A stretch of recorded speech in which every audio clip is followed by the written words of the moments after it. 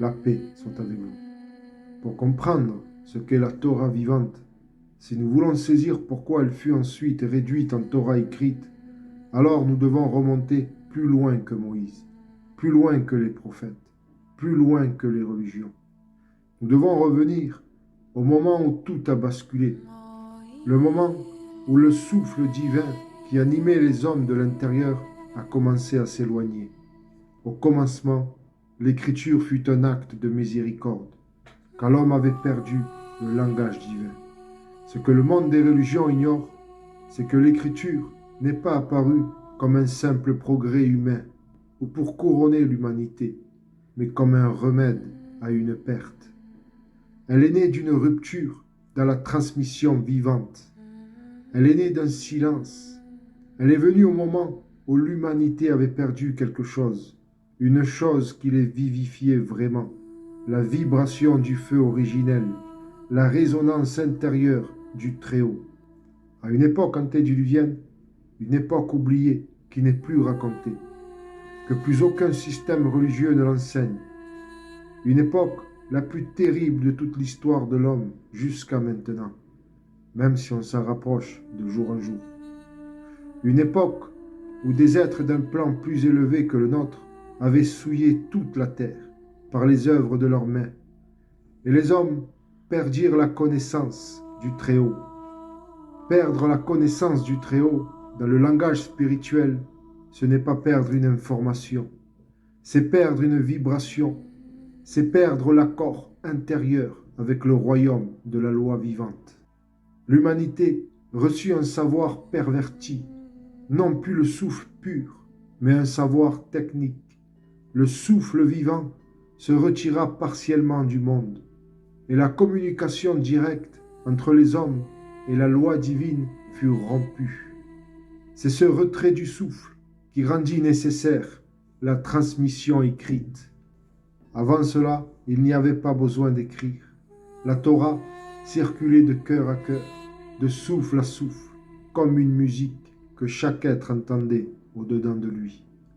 Les hommes vivaient non seulement en vie, mais dans la vie des mondes supérieurs, dans des degrés de conscience plus élevés, où chaque mouvement, chaque regard était déjà prière, offrande et révélation.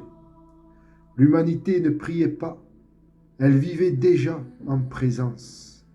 La Torah n'était pas un livre, mais un état d'être. Mais vint le temps où l'humanité se détourna de ce mouvement d'harmonie. Le souvenir de la loi se voila, et le lien entre la terre et le ciel se relâcha. Alors le Verbe se figea, ce qui coulait comme un fleuve devint des traces et des symboles.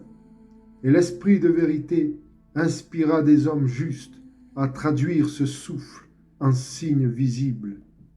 C'est en ce temps-là qu'apparut l'écriture sacrée, la Torah écrite, un écho terrestre de la loi cosmique, comme une tentative de garder le souvenir de ce qui ne se transmettait plus naturellement. Et c'est Enoch, le grand initiateur, qui fut le premier à recevoir la mission de fixer dans la matière morte les reflets du langage de la lumière. C'est ici la naissance de l'écriture sacrée comme un remède. Le Très-Haut ordonne d'écrire parce que la mémoire vivante de la loi s'efface. Avant cela, la loi du Tout-Puissant se transmettait par le souffle, de bouche à bouche, de cœur à cœur et d'âme à âme. Dès cet instant, elle doit passer par le symbole, par le signe, car le monde est tombé. Un autre livre qui en témoigne, c'est le livre des Jubilés. On peut lire qu'Enoch fut le premier des hommes nés sur terre à apprendre l'écriture, la science et la sagesse, et à écrire les signes du ciel selon l'ordre de leur mois. Et il fut enlevé d'entre les fils des hommes, et on le fit entrer dans le jardin de l'Éden pour écrire la condamnation et le jugement du monde. Les textes disent que Enoch fut le premier à écrire, non par ambition, mais pour préserver la mémoire de la loi cosmique. Parce que le monde s'était tellement éloigné de la Torah vivante qu'il fallait créer un pont extérieur.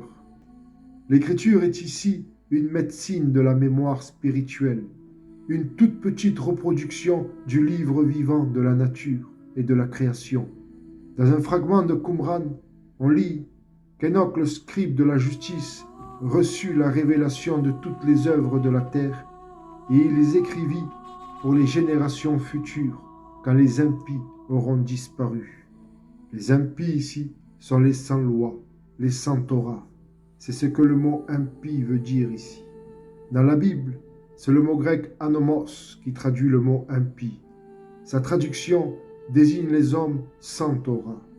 Et à l'époque d'Enoch, le texte dit « Quand les hommes sans Torah auront disparu », il est question de la Torah vivante et originelle, qui ne dépend ni d'un livre, ni d'une religion, ni d'une nation.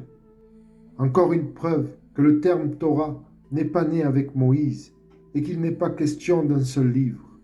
Le titre, scribe de la justice, montre que l'écriture d'Enoch n'est pas une simple écriture, c'est l'acte de graver dans la matière le souvenir du juste, de celui qui a gardé la Torah, afin que la loi divine et vivante reste accessible même quand le souffle s'est éloigné. Alors le Tout-Puissant introduit l'écriture, non comme une solution, mais comme un secours, pour que les générations futures puissent retrouver la direction.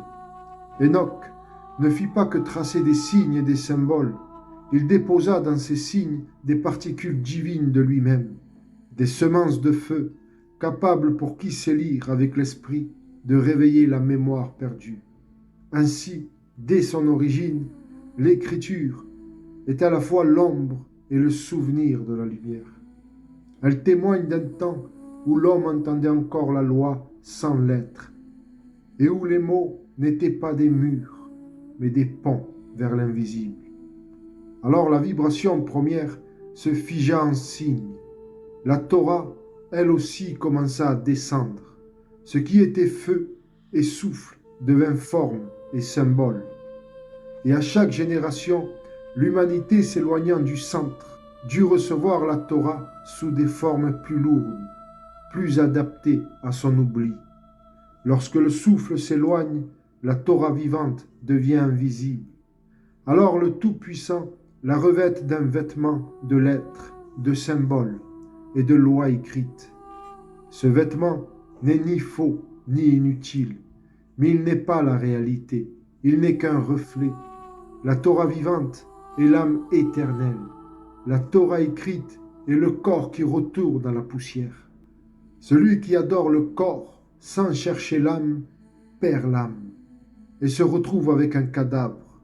Et c'est exactement ce qui est arrivé aussi au monde. La naissance de l'écriture dans un monde déchu, une prison, une fausse matrice où tout est joué pour que l'homme n'atteigne pas la vraie liberté, la vraie vie. Car en réalité, ce que le monde appelle la vie est un état de mort dans lequel il nous faut s'élever par le souvenir de la lumière.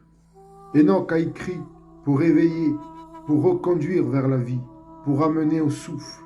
Mais les religions ont fait le contraire. Elles ont placé le livre à la place du souffle. Elles ont adoré la lettre comme si elle était la fin du chemin, alors qu'elle était le début de la guérison. Là où Enoch écrivait pour allumer la lumière, les religions ont enfermé la lumière dans un livre fermé. Dans ce deuxième chapitre, on a vu que la naissance de l'écriture est venue comme un remède à une maladie qui avait touché le monde entier. Et cette maladie, c'était la perte de la Torah vivante. Et l'écriture sacrée est née pour nous pointer du doigt la Torah vivante. Mais la Torah vivante est avant l'écriture et après l'écriture et au-delà de l'écriture. Enoch est un scribe de la justice, un scribe de la Torah vivante. La seule espérance de tous les véritables scribes de la justice, c'est que vous puissiez redevenir une lettre vivante, écrite non avec de l'encre, mais avec le souffle sacré. C'est la fin de ce deuxième chapitre, mais l'enseignement n'est pas fini. D'autres chapitres sont en cours. La paix soit avec vous.